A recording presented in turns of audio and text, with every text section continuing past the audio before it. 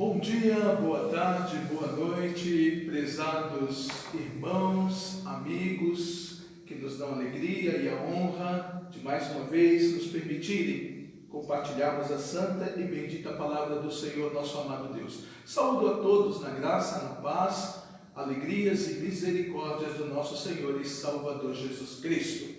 Nesta oportunidade, nós iremos meditar acerca do tema A Videira Verdadeira e os seus ramos. Vamos estar reclinando antes as nossas frontes e orando ao Senhor. Querido e amado Pai, te pedimos a tua bênção e a tua direção para a palavra que vamos receber nesta oportunidade. Que ela alcance a todos os corações e possa frutificar para a honra e glória do teu santo e bendito nome. Nós oramos em nome de Jesus. Vamos ler o Evangelho de João, capítulo de número 15, do versículo 1 ao versículo 6, que diz assim a santa e bendita palavra do Senhor, nosso amado Deus. Eu sou a videira verdadeira, e meu Pai é o lavrador. Toda vara em mim que não dá fruto, a tira, e limpa toda aquela que dá fruto, para que dê mais fruto. Vós já estáis limpos pela palavra que vos tenho falado. Estai em mim, e eu em vós. Como a vara de si mesma não pode dar fruto, se não estiver na videira, assim também vós, se não estiverdes em mim. Eu sou a videira, vós as varas. Quem está em mim, e eu nele, este dá muito fruto, porque sem mim nada podeis fazer. Se alguém não estiver em mim, será lançado fora, como a vara, e secará, e os colhem e os lançam no fogo e ardem. Amados irmãos, prezados ouvintes, estamos no meio do sermão das últimas instruções, dos últimos conselhos ao colégio apostólico. O ambiente é de profunda intimidade entre o mestre e os seus discípulos. Eles estão em um recinto de recolhimento e isolamento, longe das multidões que os haviam seguido durante aqueles últimos anos. Embora o local não deva ser o aspecto predominante a ser considerado, pois o fundamental é a mensagem que contém repercussões das mais profundas já proferidas. Jesus, então, utiliza a figura simbólica da vide, que estava tão presente na mente de todos os judeus. Desde os tempos do Antigo Testamento, os escritores sagrados, poetas e profetas falaram acerca deste tema, destacando que, primeiro, Israel era a videira de Deus. O profeta Jeremias, no capítulo 2, versículo 21, declara assim a palavra do Senhor. Eu mesmo te plantei como vide excelente, uma semente inteiramente fiel. Como, pois, te tornaste para mim uma planta degenerada, como vide estranha? Queremos fazer 3 destaques neste tópico. Primeiro, Israel é chamado de videira ou vinha de Deus no Antigo Testamento. Conforme podemos ler ali no Salmo de número 80, do versículo 8 ao versículo 16, no livro do profeta Isaías, do capítulo 5 do versículo 1 ao versículo 7, profeta Jeremias, que acabamos de ler, profeta Ezequiel. Então vemos ali muitos escritores sagrados confirmando que Israel era a videira de Deus. Segundo destaque neste tópico que eu chamo a atenção é que Israel falhou na missão de produzir o fruto desejado por Deus e provou ser estéril. Um terceiro destaque é que Israel, ao rejeitar o Messias, o Filho de Deus prometido, perdeu este privilégio. A figura da vide, ou da vinha, estava muito impregnada na mente dos judeus.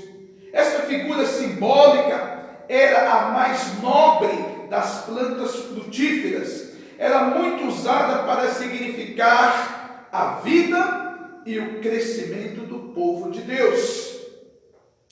Mas este povo havia se desviado, perdera o rumo especial que Deus preparara para ele. Era agora um povo escravo em sua própria terra, pleno de religiosidade aparente, vazio, oco, carente da real espiritualidade que o Senhor espera dos seus escolhidos.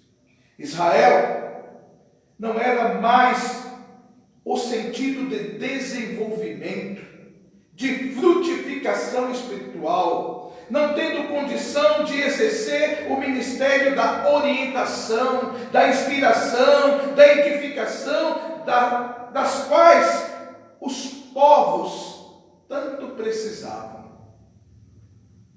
Aquela videira não mais comunicava força, vigor, entusiasmo. Eles estavam secos, ressecados, esclerosados. Aquela videira se perdera, minguara, murchara, e em seu estado atual, naquele momento, era muito crítico, da qual Jesus chama a sua liderança de hipócritas, sepulcros caiados, condutores de cegos e raça de víboras. E uma segunda lição nós aprendemos ao ler esse texto sagrado, na qual o Senhor está ali se identificando, mais uma vez, com o colégio apostólico. E em meio a toda aquela dificuldade na área espiritual, em meio a esta videira que está morrendo, a esta videira que já está morta, a esta videira que já perdeu a sua função pela qual havia sido constituída, eis que surge a nova videira, Jesus Cristo, a videira verdadeira. O próprio Senhor afirma: eu sou a videira verdadeira. Faço 3 destaques também nesse tópico. O primeiro, Jesus não é simplesmente a raiz ou o tronco, mas toda a árvore. Segundo, Jesus Cristo é o verdadeiro Israel, substituindo agora aquela nação na missão de trazer a salvação ao mundo, conforme lemos em Gálatas capítulo 3, versículo 16. E em terceiro, Jesus é a nova e verdadeira videira, aquela que transmite novamente alento, poder e capacidade, pronta a veicular com seus ramos a seiva renovadora da espiritualidade, a clorofila autêntica da esperança para a humanidade. Assim como no passado, a videira já plantada possibilitara por meio do Pai, o viticultor, o lavrador, a comunicação da graça a Josué e a seus homens diante de Jericó, a transmissão de coragem a Gideão e seus 300 dos homens diante dos midianitas, o bom senso, simplicidade e valentia a Davi em frente a Golias. Agora, a nova videira já florescente e plena de brotos e frutos iria eletrizar a Pedro diante do sinédrio, a Estevão diante da turba, a Paulo diante dos seus algozes, porque Jesus era, e será para sempre a videira verdadeira, a árvore de força espiritual, da qual emana toda a vida. Meus amados, toquemos pela simplicidade de nossos corações, nesta árvore que transmite tanta paz, por meio da espiritualidade crescente de nosso ser. Acariciemos as verdes folhas que nos trazem a esperança no porvir. E finalmente, com contrição profunda de nosso ser, saciemos do fruto que nos injeta o vigor da vida e vida eterna. A terceira profunda lição deste ensino do Mestre que destacamos são os cuidados do Pai, o lavrador. O Senhor Jesus declara: todo ramo que, estando em mim, não der fruto, Ele quem? O lavrador, o viticultor, o Pai, Ele o corta, e todo que dá fruto limpa, para que produza mais fruto ainda. Dois destaques são importantes mencionarmos acerca deste tópico. Primeiro, o pai, o agricultor, o lavrador, o viticultor, disciplina a igreja, as varas, os ramos, removendo os indivíduos e congregações inúteis. Segundo destaque, é que ele melhora o crente fiel pela disciplina para que produza mais frutos. Conforme lemos no livro aos Hebreus, capítulo 12, versículo 10, que diz: porque aqueles, na verdade, por um pouco de tempo, nos corrigiam como bem lhes parecia, mas para o nosso proveito, para sermos participantes da sua santidade. O ramo infrutífero era pelo lavrador cortado, pois ele para nada prestava. Havia necessidade de que ele se desligasse do tronco, pois ele estava ocupando espaço e sendo ocioso com a seiva que recebia, e para que em seu lugar brotasse outro ramo com mais força e vigor e que pudesse florescer e frutificar. Meus amados, como é maravilhoso a maneira simples, prática e profunda dos ensinos do Senhor Jesus. Como ele impactou a vida daqueles homens há 2000 anos atrás, e como esta mesma palavra nos fala tão nitidamente nos dias atuais. O nosso afastamento das coisas espirituais, da vivência cristã, das atividades eclesiásticas, nos conduz à frieza espiritual, ao desinteresse, à indiferença, e rapidamente os veios que nos ligam ao tronco vão se endurecendo ao ponto de impedirem o relacionamento que tínhamos com Ele. E antes que o lavrador precise fazer aquele corte cirúrgico tão importante e necessário, que possamos cair em si e termos a coragem de Davi e orarmos como ele o fez, dizendo: cria em mim, ó Deus, um coração puro e renova em mim o espírito reto. Não me lances fora da tua presença e não retires de mim o teu Espírito Santo. Torna a dar-me a alegria da tua salvação e sustém-me com o espírito voluntário. Outra preciosa lição que extraímos deste texto sagrado é que Jesus faz distinção entre os dois tipos de poda. No primeiro tipo, ele fala a respeito de arrancar e lançar fora. O Senhor declara: toda vara em mim que não dá fruto, atira. Os ramos que não dão fruto são arrancados do tronco. Não é que ele o queira, mas que é a própria esterilidade do ramo conduz ao seu atrofiamento, tornando-o seco e sem vida.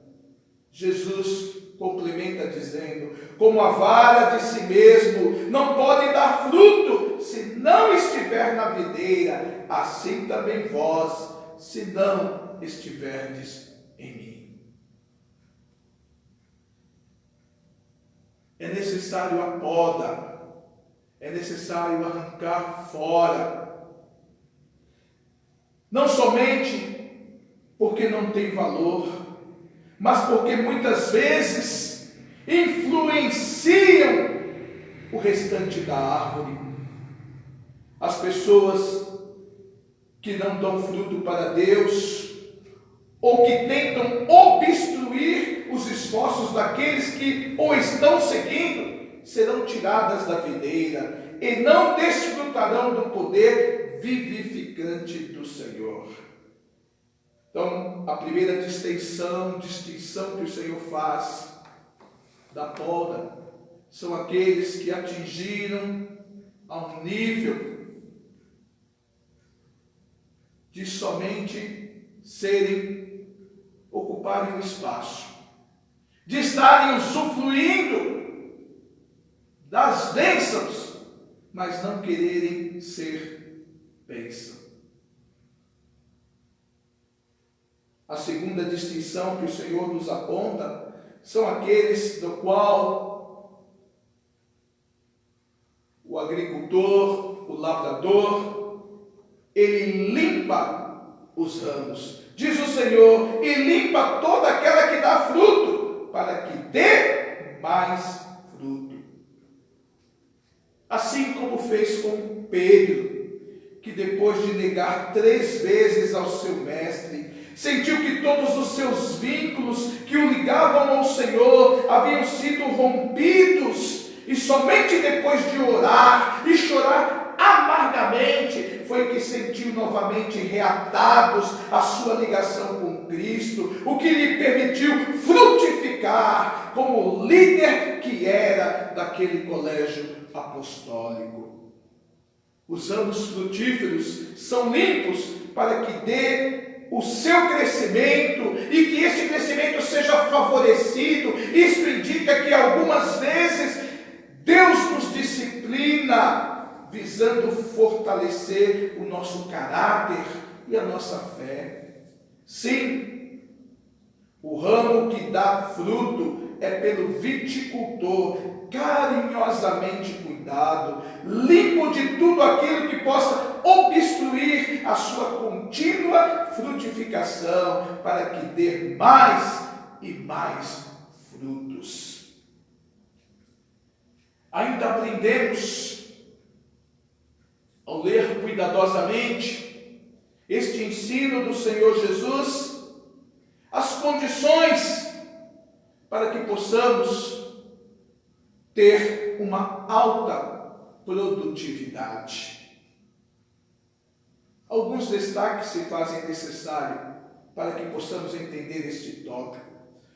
A primeira condição é permanecer em Cristo, é permanecer ligado à árvore, é permanecer ligado ao tronco. Jesus declara: eu sou a videira, vós as varas. Quem está em mim e eu nele, este dá muito fruto.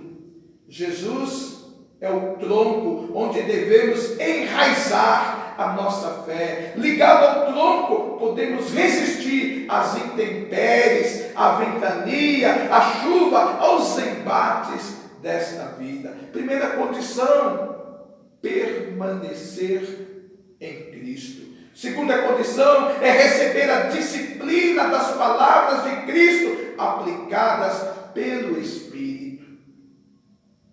Jesus é a fonte do poder do cristão. Assim, ligado a Cristo, recebemos dele a presença magnífica do Espírito Santo, o poder necessário para o nosso viver diário. A terceira condição é a dependência total para com Cristo na comunhão e oração. Jesus é a força que nos permite vencer. Mediante a sua presença em nosso viver, surgem os frutos brotando, crescendo e amadurecendo. A palavra do Senhor nos diz de maneira muito enfática, deste mesmo texto, um pouquinho mais à frente, que não foi nós que o escolhemos, mas Ele nos escolheu a nós, para que pudéssemos frutificar, para que pudéssemos dar frutos, muitos frutos, e esse fruto pudesse permanecer. A dependência total